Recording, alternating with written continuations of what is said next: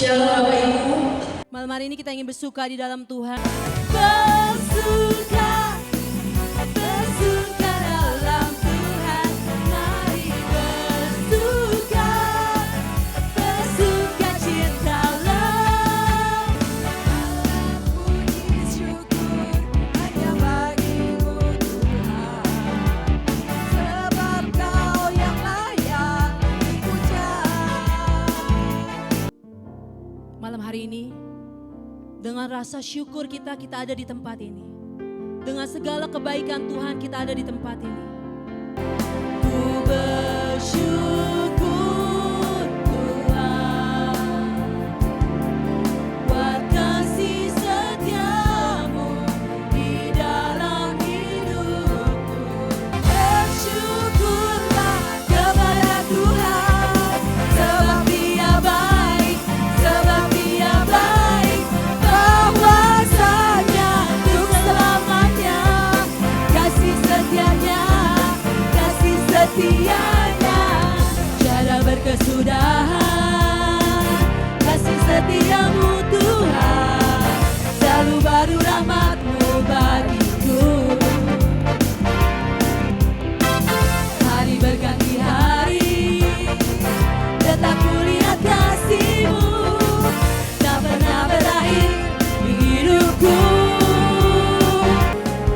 Walau lewati lembah, aku tak ditinggalkan.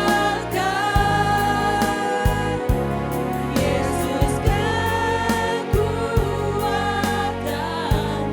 hidupku. Ku sembah Kau Tuhan. Terima kasih. Jika sebentar lagi kami ingin mendengarkan firman-Mu yang boleh dibawakan oleh Ibu Linda Budiman. Biarlah setiap firman yang keluar dari mulut Bu Linda boleh kami dengar dengan baik dan boleh menjadi remah dalam setiap hidup kami. Terima kasih Tuhan Yesus. Biar kami boleh duduk diam mendengarkan firman-Mu. Terima kasih. Dan segala kemuliaan hanya kepada Bapa dan Putra dan Roh Kudus. Seperti pada permulaan, sekarang, selalu, dan sepanjang segala abad. Amin. Kami persilakan Bu Linda.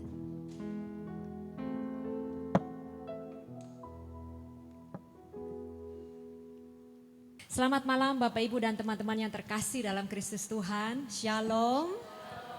Apa kabar? Weh, luar biasa. Tapi apakah ada yang saat ini sedang merasa tidak baik-baik saja? Enggak ada ya. Weh, puji Tuhan, haleluya. Kalau gitu saya enggak usah berkhotbah lagi. Oke, salam kenal bagi yang belum tahu saya. Nama saya Linda Valentina Budiman. Saya diutus oleh PD Damai Kristus Paroki Kampung Duri. Senang sekali saya bisa kembali diundang untuk mewartakan firman Tuhan pada malam hari ini. Semoga boleh sungguh jadi berkat bagi kita semua. Amin. Ya, jadi pada malam hari ini saya diberikan tema khusus oleh Ci Felicia. Boleh ditayangkan Pak Andreas slide yang pertama? Ya, tema hari ini adalah rancangan Tuhan atasku. Saya mau bertanya, apakah ada di antara kita yang pernah atau sedang mengalami sebuah situasi, kondisi atau tempat atau bahkan pekerjaan yang enggak disukai atau diinginkan? Ada? Haleluya, enggak ada ya. Oke. Apakah ada yang di antara kita yang sampai hari ini itu mengalami pergumulan atau masalah atau penderitaan yang itu saja? Masalahnya tuh sama. Ada? Enggak ada juga. Wah, sepertinya haleluya ya, enggak ada yang punya masalah sampai lupa gitu ya. Oke. Puji Tuhan deh. Nah, mungkin suatu saat kita pernah ya berada dalam situasi dan kondisi yang enggak enak. Pastinya membuat kita merasa tertekan dan sangat menderita. Kita rasanya cepat-cepat ingin keluar dari masalah, pergumulan, bahkan penderitaan. Tapi kayaknya kok nggak bisa, nggak ada jalan keluar. Nah, ketika kita merasa terjebak dalam situasi yang nggak enak, yang bahkan sama sekali nggak memberi rasa aman dan nyaman, biasanya kita mulai mengeluh, kita mulai marah, kecewa, sakit hati, mulai tuding hidung orang, salah siapa gitu ya. Atau mulai menyalahkan diri sendiri. Kita bahkan mulai meratap. Lalu datang kepada Tuhan dan bertanya, Tuhan, kenapa? Sampai kapan penderitaanku akan berakhir? Apakah semuanya akan kembali seperti normal? Nah, Bapak Ibu dan Saudara yang terkasih, apa yang kita lakukan ketika rencana Tuhan berbeda dengan rencana kita? Mari belajar dari firman Tuhan, diambil dari kitab Yeremia pasal 29 ayat 11 sampai 14. Mari kita membacanya secara bergantian, dimulai dari saya terlebih dahulu. Sebab aku ini mengetahui rancangan-rancangan apa yang ada padaku mengenai kamu. Demikianlah firman Tuhan, yaitu rancangan damai sejahtera dan bukan rancangan kecelakaan, untuk memberikan kepadamu hari depan yang penuh harapan.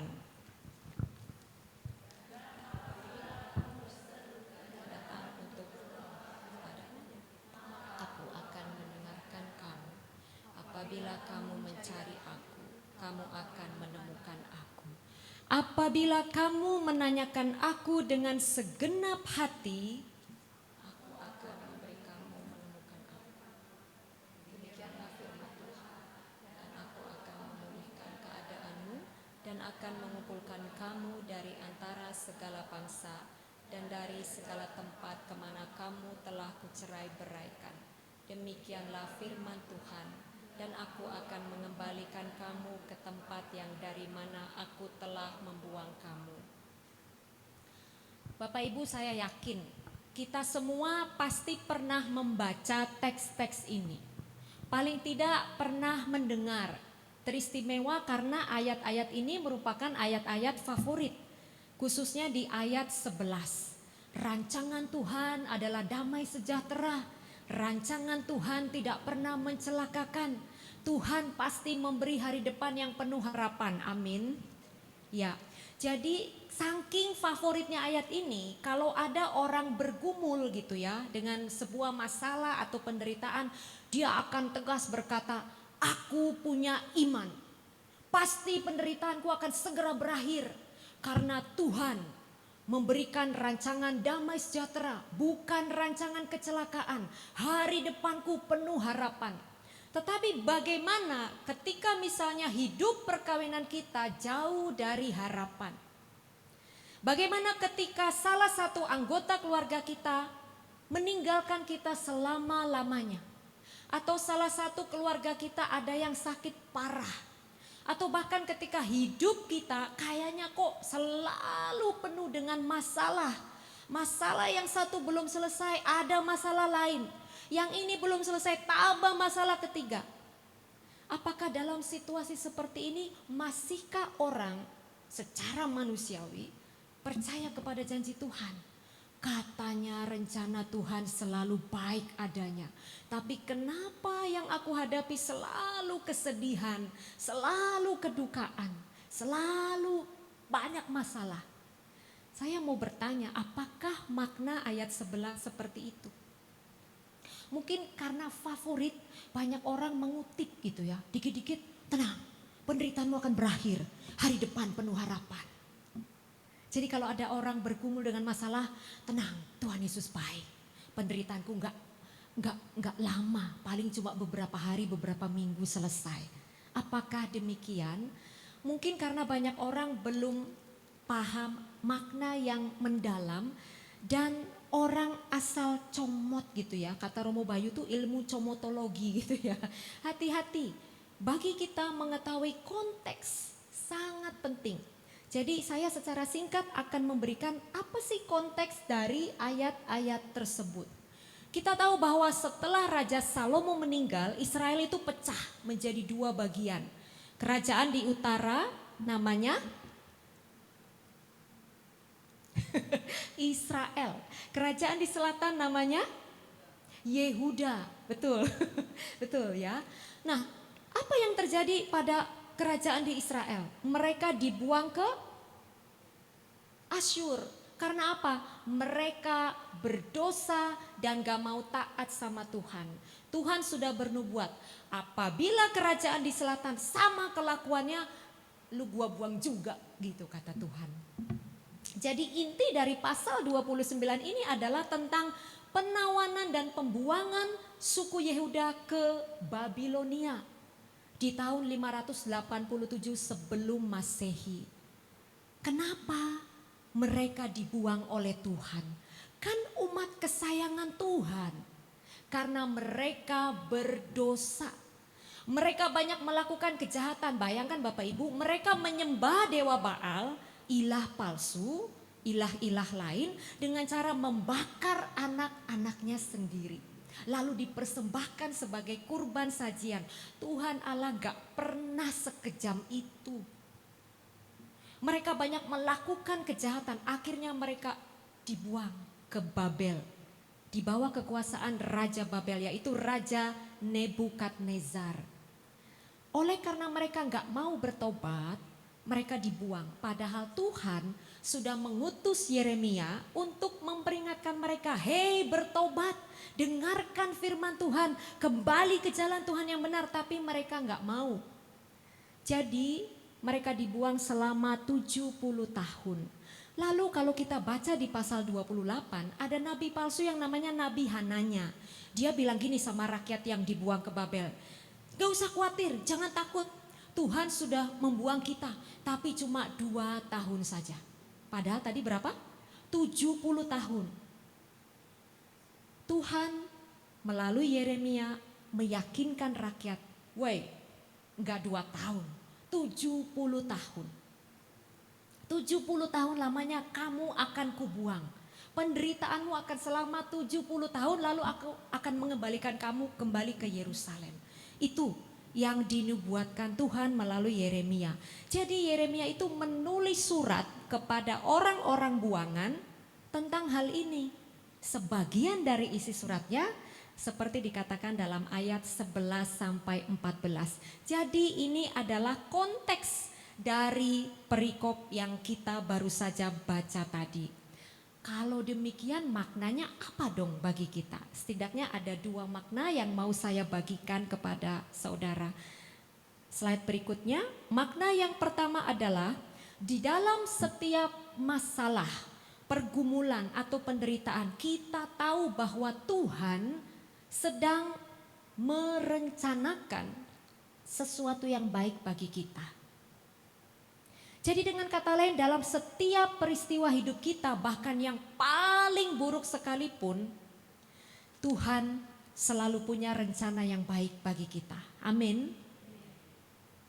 Tadi saya di awal bertanya ya, apa ada di antara kita yang saat ini tuh gak baik-baik aja?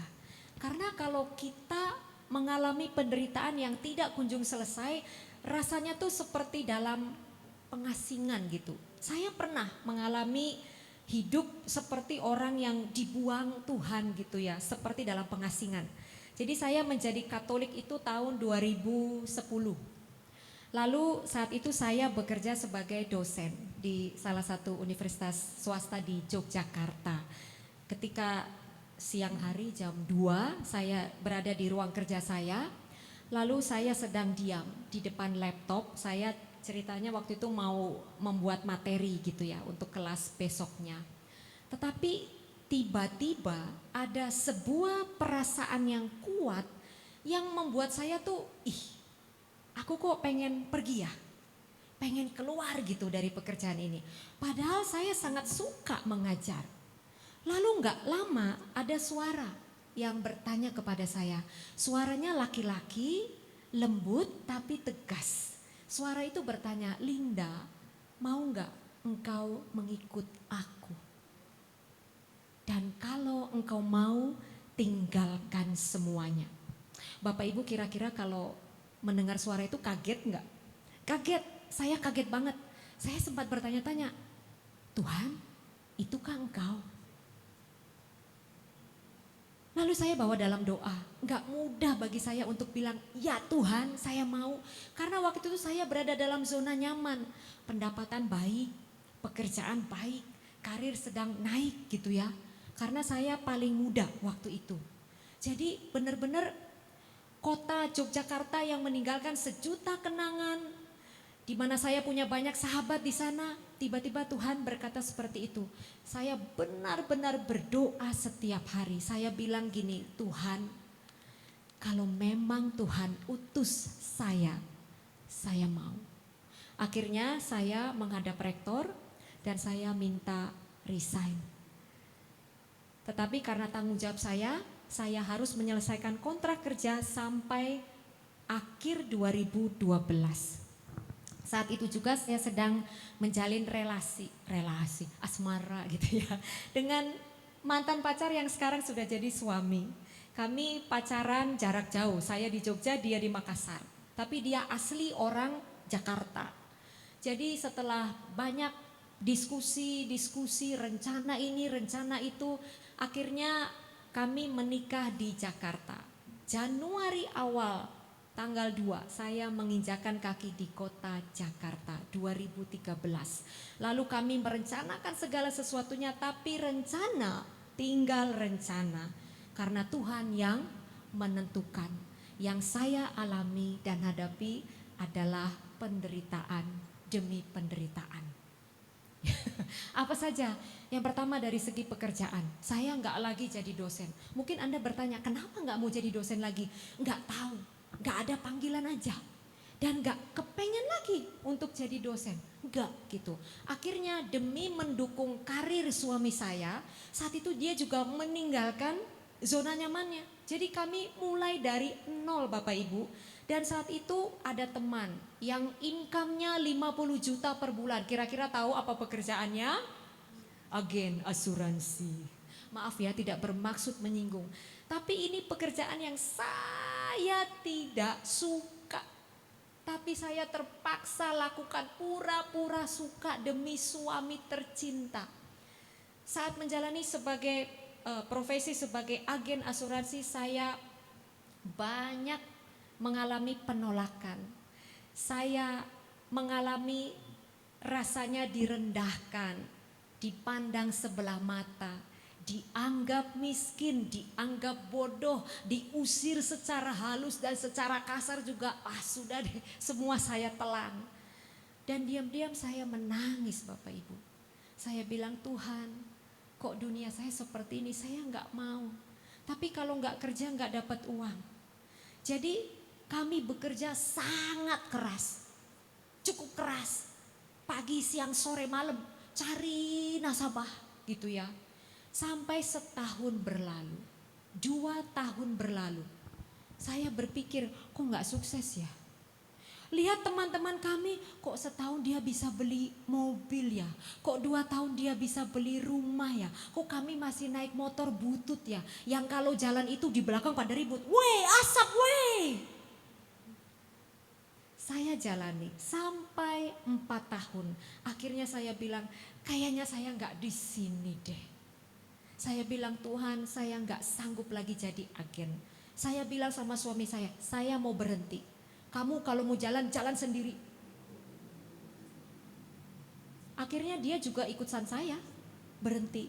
Jadilah kami pengangguran. Kami benar-benar hidup dari komisi gitu ya, yang setiap bulan kami terima. Jadi dari pekerjaan saya menderita, nggak suka, nggak sukses lagi gitu ya.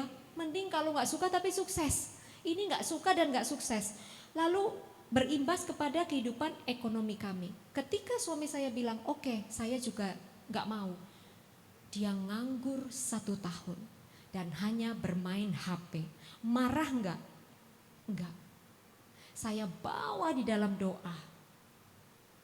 Saya cuma bisa berdoa, Tuhan tolong kami.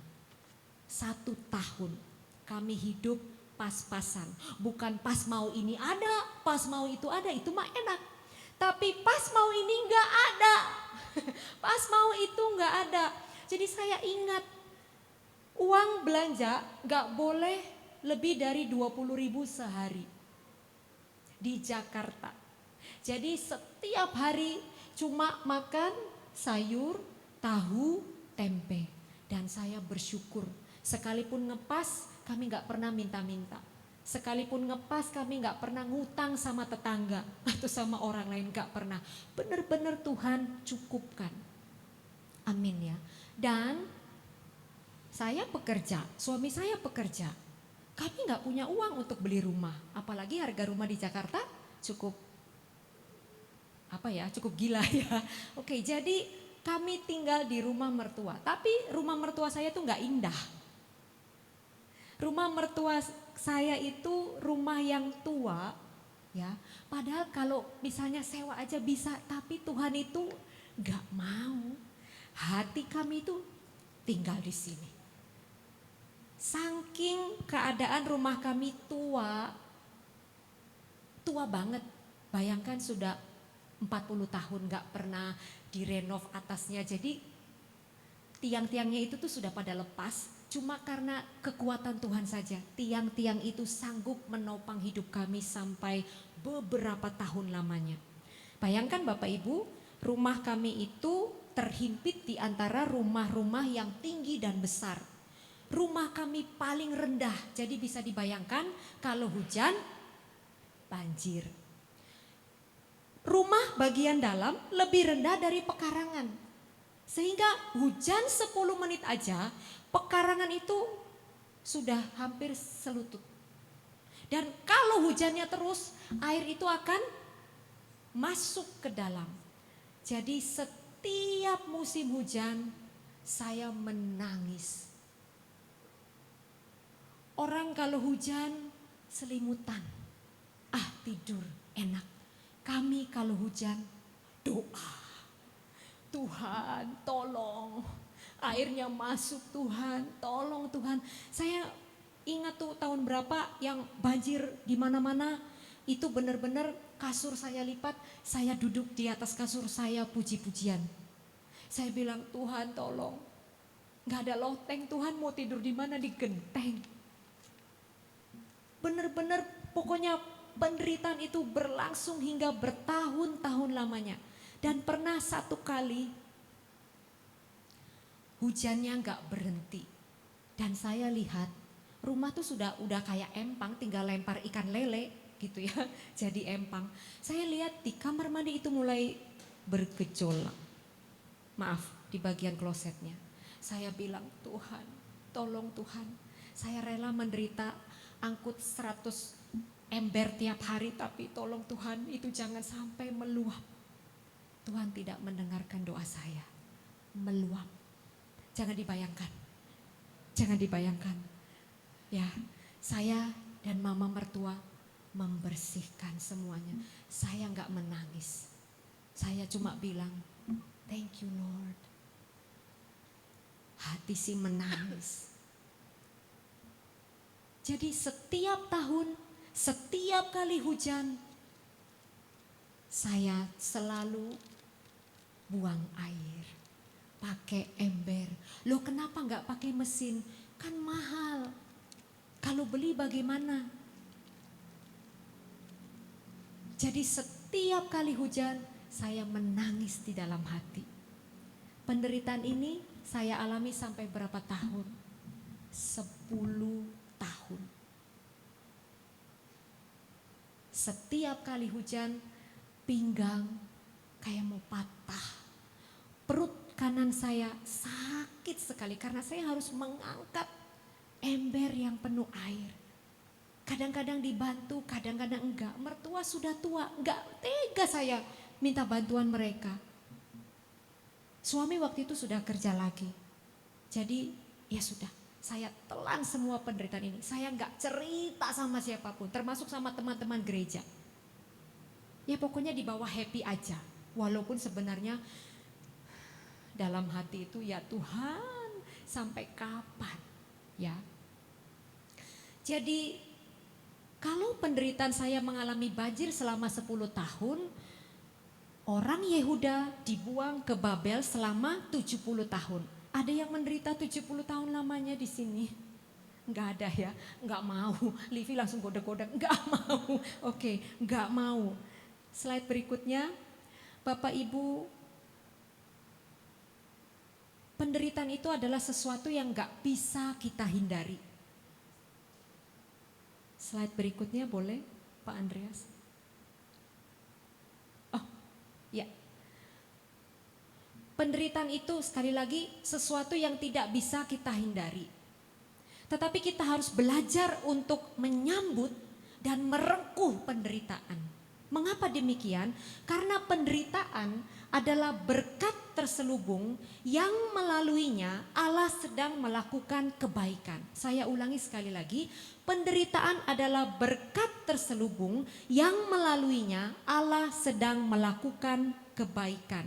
Jadi ketika kita berada dalam masa yang penuh gejolak, pergolakan, musibah, masalah bertubi-tubi, penderitaan yang hebat, jangan cepat-cepat minta Tuhan menghilangkan penderitaan kita. Tetapi yang harus kita minta adalah Tuhan tambahkan kekuatan. Sekali lagi, kalau kita mengalami penderitaan, jangan cepat-cepat minta Tuhan, Tuhan ambil penderitaan ini, ambil masalah ini. Enggak, tapi Tuhan tambahkan kekuatan supaya saya sanggup menghadapinya. Ya, amin. Kalau misalnya dibilang gak enak, ya gak enak. Hidup saya selama di Jakarta 180 derajat berbeda dari yang di Jogja ya. Di Jogja semuanya aman, enak, baik gitu. Tapi di Jakarta selalu ada masalah. 2012 mama saya meninggal, 2015 cici saya nomor 2 meninggal, 2018 koko saya, satu-satunya koko saya yang paling dekat meninggal. Kalau saya tidak di dalam Tuhan, mungkin saya akan marah sama Tuhan. Kenapa Tuhan ambil orang-orang yang saya kasihi? Belum lagi masalah banjir belum selesai dan sebagainya. Begitu banyak penderitaan, tetapi Tuhan mengerjakan banyak sekali kebaikan. Kebaikan apa yang saya terima? Tuhan mengubahkan pribadi saya. Membuang karakter saya yang jelek-jelek. Dulu saya tuh gak sabar, tapi sekarang puji Tuhan, saya belajar menjadi orang yang lebih sabar. Dulu kalau ada orang menghina, saya mengumpat di dalam hati, saya mengutuk orang itu di dalam hati. Tapi sekarang kalau ada orang menghina saya bilang, Tuhan kasihanilah dia, ampunilah dia. Kalau dulu hidup saya penuh dengan penyembahan berhala, tapi sekarang saya belajar mengenal Kristus. Kalau dulu saya tidak beragama, saya tidak kenal Tuhan, saya tidak cinta Tuhan, tapi melalui peristiwa ini saya belajar untuk mencintai Tuhan. Saya belajar untuk mengikuti firman Tuhan. Saya belajar untuk hidup di dalam firman Tuhan. Jadi Tuhan banyak sekali melakukan kebaikan. Bayangkan Bapak Ibu, kalau sudah kira-kira 5 tahun berlalu ya, setiap kali banjir 2 senti lagi airnya mau masuk, saya tuh berdoa, Tuhan airnya mau masuk, hujan langsung berhenti loh Bapak Ibu. Ajaib gak? Setiap kali hujan mau masuk, Tuhan tahu airnya mau masuk, berhenti hujannya. Jadi banjirnya tuh di pekarangan aja, rumah gak banjir. Tapi saking rendahnya tahun demi tahun, walaupun gak hujan, di dalam sudah mengeluarkan mata air yang bening. Jadi setiap hari walaupun musim kemarau saya juga kembali nyerok. Karena mata air di rumah kami itu berlimpah-limpah. Ya, haleluya. Saya cuma mengucap syukur dan terima kasih. Untung aja mata airnya bening gitu ya. Jadi Bapak Ibu, jangan takut menghadapi penderitaan. Sebab kita ingat ayat 11, Tuhan tahu apa yang Ia rancangkan. Tuhan tahu apa yang Ia rencanakan atas hidup kita. Itu tentang makna yang pertama. Slide berikutnya, makna yang kedua adalah Tuhan selalu menyertai kita dalam penderitaan. Kita baca ayat 12 sampai 14. Dan apabila kamu berseru dan datang untuk berdoa kepadaku, maka aku akan mendengarkan kamu. Apabila kamu mencari aku, kamu akan menemukan aku.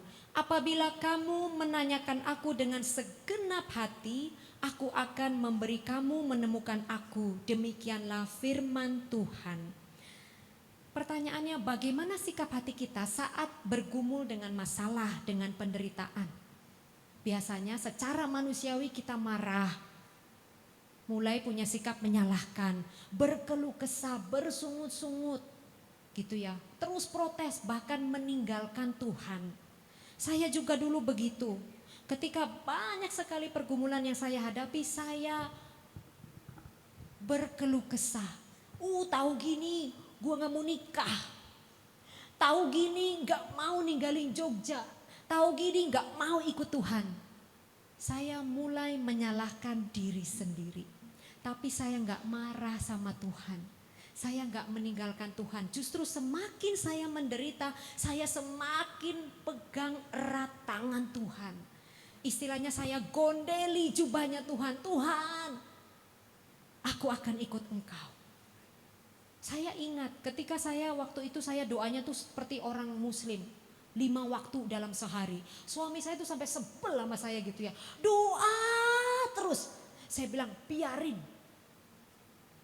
Setiap hari saya doa 5 waktu. Seperti orang muslim. Saya gak pernah meninggalkan hidup doa saya. Dan saya benar-benar aktif juga dalam pelayanan. Bukan pelarian, bukan. Tapi memang Tuhan panggil saya ke Jakarta untuk bekerja di ladangnya.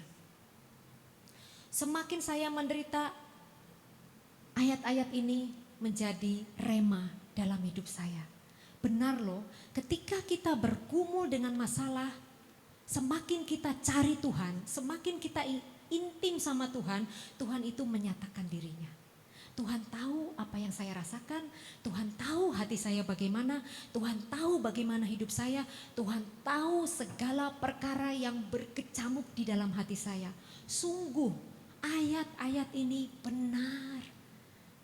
Tapi masalahnya ketika kita bergumul, akankah kita pegang Tuhan atau kita pakai cara-cara dunia? Kita mengandalkan kekuatan sendiri. Mana yang kita pilih? Pegang tangan Tuhan. Cari Tuhan. Karena hanya Tuhan yang bisa menolong kita.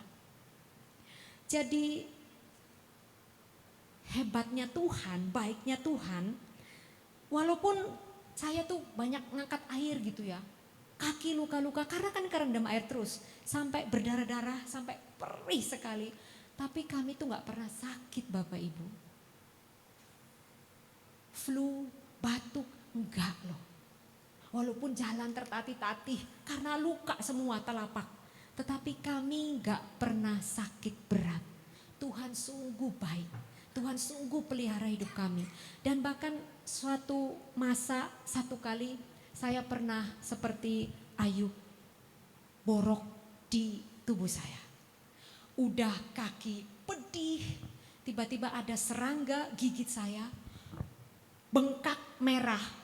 Kadang-kadang ada airnya dan itu nanah. Itu gatalnya minta ampun, bayangin penuh kaki saya. Saya cuma bisa nangis loh sama Tuhan. Tuhan, kurang menderita apa saya? Saya sampai suami saya tuh lihat saya tuh cuma melongo gitu loh. Ini apa lagi sih gitu kan? Kok kamu terus yang kena? Kamu mau, saya bilang gitu. Kalau bisa sih tukeran. Saya cuma bilang, Tuhan, saya nggak tahu harus bagaimana Tuhan. Karena kalau digaruk itu tuh berdarah langsung. Dan bernanah, jadi saya tuh tahan gitu ya, gak bisa tidur. Dan itu 1 minggu Bapak Ibu. Suami saya bilang, ayo kita ke dokter. Saya bilang enggak, Tuhan yang akan menyembuhkan. Puji Tuhan, mulus, gak ada bekas. Puji Tuhan. Ya, jadi komplitlah, penderitaannya komplit banget gitu ya. Maka sikap hati kita saat menghadapi penderitaan, jangan takut. Melalui ayat-ayat ini, hadapi penderitaan bersama Tuhan. Artinya, be excellent in everything. Kalau kita saat ini mungkin ada yang hidup perkawinannya enggak sesuai harapan, jadilah istri yang baik, jadilah istri yang excellent, jadilah suami yang baik. Sekalipun pasangan kita mungkin menyebalkan, istri yang bawel, suami yang gak tanggung jawab, tetapi yuk berjalan bersama Tuhan. Mungkin ada pekerjaan yang gak disukai, give your excellency. Berikan yang terbaik. Walaupun gak suka gitu ya, tapi beri yang terbaik. Jangan korupsi waktu, jangan korupsi apapun. Beri yang terbaik. Karena Tuhan itu selalu melihat sikap hati kita saat kita mengalami pergumulan. Jadi ada dua pilihan saat mengalami masa pembuangan dalam tanda kutip. Kita terus marah, tuding kesalahan orang, menyalahkan diri sendiri, marah sama Tuhan, kecewa meninggalkan Tuhan, atau kita mau berjalan bersama Tuhan. Keputusan ada di tangan kita. Tentu kita pilih yang berjalan bersama Tuhan. Bapak Ibu, tadi saya bilang 10 tahun saya mengalami banjir. Tuhan izinkan itu. Ajaib. Secara logika, rumah itu tuh pasti roboh. Kalau hujan badai itu kan angin gitu ya. Tapi Tuhan itu bertindak sebagai tiang untuk setiap tiang-tiang di rumah kami yang sudah mulai rapuh. Tuhan pokoknya ajaib. Tuhan itu baik. Tuhan sungguh amat baik. Sekalipun kita sedang menderita, ingat Tuhan sedang melakukan banyak kebaikan. Tanggal 21 Desember 2023 kami meninggalkan rumah. Karena rumah itu dibongkar total, direnovasi selama 7 bulan. Dan pada tanggal 21 Juli tahun 2024 kami pindah ke rumah yang baru. Beri kemuliaan untuk Tuhan. Walaupun rumah kami sederhana, tapi saya tidak mengalami banjir lagi. Sekarang kalau hujan, saya enggak bangun, sediakan ember bocor sana sini. Tapi saya cuma bilang, Tuhan, thank you. Bisa tidur nyenyak. Bahkan kalau hujan gak kedengeran. Tiba-tiba pagi-pagi buka pintu, ada hujan. Haleluya. Jadi melalui penderitaan selalu ada rencana Tuhan yang baik bagi kita. Tuhan tidak pernah meninggalkan kita asalkan kita mau mencarinya segenap hati. Mari kita berani untuk hadapi dan jalani setiap proses kehidupan, setiap pergumulan, setiap masalah, setiap penderitaan. Jalani semuanya dengan tabah dan terus percaya akan kasih dan pertolongan Tuhan. Saya sudah mengalami ini, saya yakin juga beberapa dari Anda pasti sudah mengalami kasih Tuhan. Tetap setia di dalam Tuhan. Tuhan selalu menyatakan dirinya asal kita mau intim dengan Tuhan. Selama saya mengalami banyak sekali pencobaan, saya tetap aktif dalam pelayanan dan saya selalu memberikan yang terbaik untuk memuliakan nama Tuhan. Makanya waktu saya pertama kali kesaksian di Imlek di PD Damai itu teman-teman kaget semua, nggak nyangka. Kok kalau lihat saya di gereja itu nggak pernah sedih katanya, sukacita terus. Jadi kalau kita mau menyambut dan merengkuh penderitaan, maka Tuhan akan berkarya lebih hebat lagi. Tuhan itu akan memberikan damai sejahtera, sukacita yang penuh.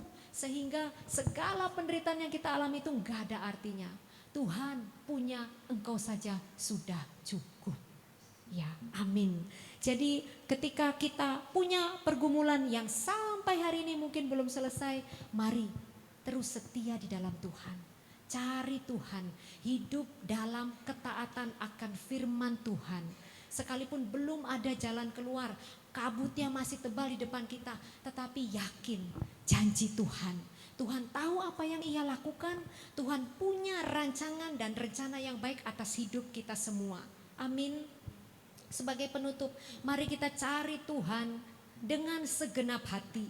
Maka Ia akan mendengarkan kita, Ia akan menolong kita.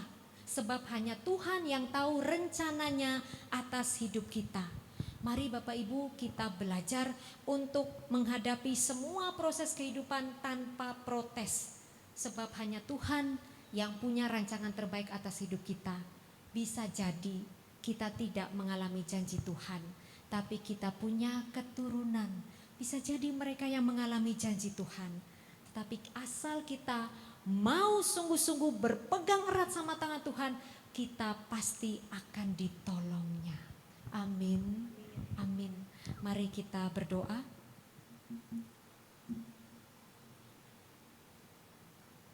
Dalam nama Bapa dan Putra dan Roh Kudus. Amin. Allah Bapa yang Maha Kasih, terima kasih Tuhan untuk firman-Mu yang boleh Engkau taburkan di dalam setiap hati kami. Ampuni kami Tuhan. Mungkin kami sering mendukakan hati-Mu ketika kami bergumul dengan masalah.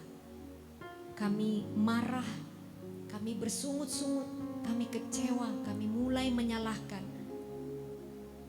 Mungkin kami bahkan meninggalkan Engkau. Ampuni kami Tuhan. Tapi kami percaya dan yakin Tuhan, Engkau adalah Allah yang setia. Kami juga mau percaya Tuhan, rancangan Tuhan selalu baik. Sekalipun kami mungkin tidak tahu apa rancangan Engkau bagi kami, tetapi kami mau percaya Tuhan. Kami mau belajar beriman kepada Engkau. Sekalipun masa depan kami mungkin masih jauh dari harapan kami, tapi kami percaya Tuhan, Tuhan punya rencana atas hidup kami masing-masing. Ajar kami Tuhan selalu percaya kepada Engkau. Ajar kami Tuhan selalu mengandalkan Engkau. Ajar kami Tuhan selalu setia menjalankan firman-Mu, setia di dalam Engkau, taat kepada kebenaran firman-Mu. Sekalipun hidup kami tidak mudah, tetapi Engkau berjanji, Engkau akan menyatakan diri-Mu bagi kami. Terima kasih Tuhan, terima kasih Tuhan. Dan kami juga mau berdoa Tuhan untuk segenap umat kesayangan Tuhan yang sudah menorehkan segenap isi hati mereka ke dalam tulisan-tulisan doa yang disampaikan ke hadirat-Mu. Tuhan yang tahu rancangan atas hidup mereka. Tuhan yang tahu pergumulan hidup mereka. Tuhan tahu hati mereka. Tuhan tahu kesedihan mereka. Tuhan tahu semuanya. Dan kami hanya bisa memohon Tuhan, curahkanlah rahmat kebijaksanaan-kebijaksanaan-Mu Tuhan. Kiranya Engkau berbelas kasihan bagi kami semua Tuhan. Melalui belas kasih Tuhan, kiranya boleh tercurah atas hidup kami pertolongan Tuhan, perlindungan Tuhan, bimbingan Tuhan. Kami dimampukan Tuhan, kami dikuatkan Tuhan. Kiranya Engkau memberi yang terbaik Tuhan, sebab Engkau adalah Allah yang berdaulat, Allah yang penuh belas kasihan. Kami percaya Tuhan, segala rancangan-Mu memberi kami harapan. Dan ketika kami selalu berpengharapan di dalam Engkau, kami tidak akan dikecewakan. Sebab Engkau adalah Allah yang setia. Tuhan, terlalu banyak keluh kesah kami Tuhan, terlalu banyak permohonan kami, tetapi Engkau mengetahui apa yang kami sungguh-sungguh perlukan. Biarlah Tuhan belas kasih-Mu, kedaulatan-Mu menopang hidup kami. Dan biarlah Tuhan doa-doa yang ada di hadapan kami boleh sungguh-sungguh Tuhan berikan jawaban seturut dengan kehendak-Mu. Dan kami percaya Tuhan, jawaban atas doa-doa kami pastilah yang terbaik yang Engkau berikan bagi hidup kami. Terima kasih Bapa. Terima kasih Tuhan Yesus. Terima kasih Allah Roh Kudus. Biarlah melalui firman-Mu pada malam hari ini kami semakin kuat di dalam Engkau. Kami mau menjalani segala sesuatu dalam hidup kami bersama Engkau Tuhan. Sebab Engkaulah kekuatan kami. Segala-galanya bagi kami. Hingga pada akhirnya kami hanya bisa mengucap, Tuhan, Engkaulah segalanya bagi kami. Memiliki Engkau cukup bagi kami Tuhan. Dan kami gak mau mengejar apapun kecuali rahmat perkenanan-Mu Tuhan. Berkaryalah dalam diri kami Tuhan. Berkaryalah dalam hidup kami. Ubahkan setiap kami Tuhan. Supaya kami semakin menyerupai Putra-Mu Yesus Kristus Tuhan kami. Kemuliaan kepada Bapa dan Putra dan Roh Kudus. Seperti pada permulaan, sekarang, selalu dan sepanjang segala abad. Amin. Dalam nama Bapa dan Putra dan Roh Kudus. Amin. Terima kasih. Ku tahu Bapa peliharaku, Dia baik, Dia baik. Ku yakin Dia selalu sertaku.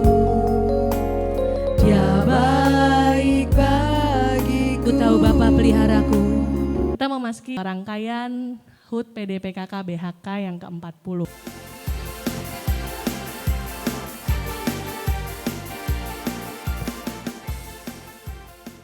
Kita berdoa.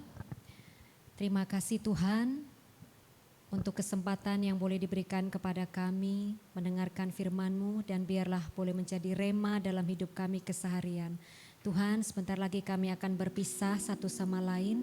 Berkatilah perjalanan pulang kami Tuhan, supaya kami boleh selamat dan tanpa kekurangan suatu apapun juga, untuk kami boleh tiba di rumah kami masing-masing. Biarlah firman yang Kau taburkan pada malam hari ini boleh sungguh menjadi kekuatan dan rema dalam hidup kami.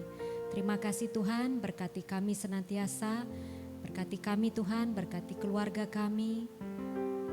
Dan biarlah cinta-Mu Tuhan boleh terus berkobar-kobar dalam hati kami sambil kami membawa dalam perjalanan pulang kami. Terima kasih Bapa. Kemuliaan kepada Bapa dan Putra dan Roh Kudus seperti pada permulaan, sekarang, selalu dan sepanjang segala abad. Amin. Dalam nama Bapa dan Putra dan Roh Kudus. Amin. Terima kasih Bu Linda. Kita percaya bahwa kita adalah orang-orang yang diberkati Tuhan malam hari ini.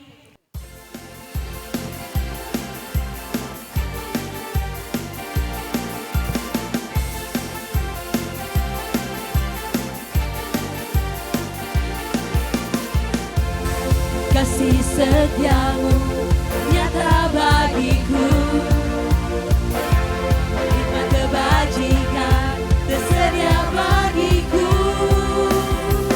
Sebab balasan-Ku limpahkan segalanya,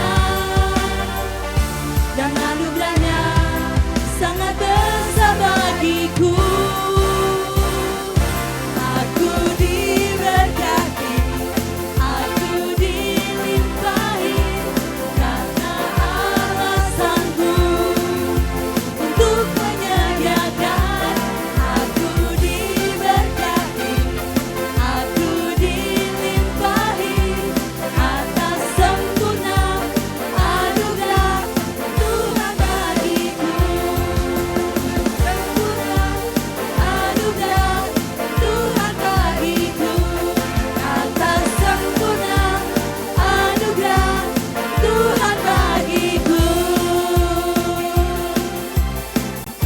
sebelum kita kembali ke rumah kita masing-masing, kita foto dulu ya.